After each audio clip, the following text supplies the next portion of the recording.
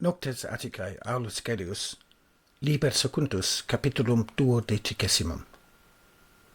Non esse compertum, qui Deo rem divinam fieri oporteat cum terra movet.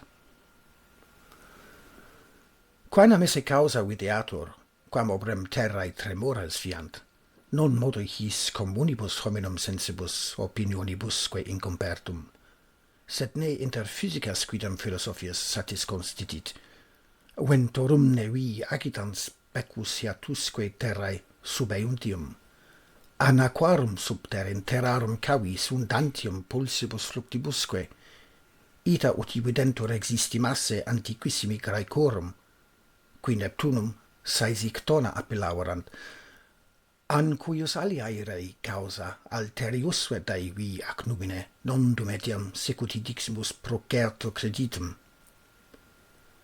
Propterea veteres Romani, cum in omnibus aliis vitae officiis, tum in constituentis religionibus atque in dis immortalibus animadvertendis castissimi cautissimique, ubi terram movisse senserant, nuntiatumve erat, ferias eius rei causa edicto imperabant, sed Dei nomen, ita uti solet, qui servari ferias oporteret, statuere et edicere quiescebant, ne alium pro alio nominando falsa religioni populum aligarent. Eas ferias, si quis poluisset piaculoque ob hancrem opus esset, hostiam si Deo, si Deiae immolabant.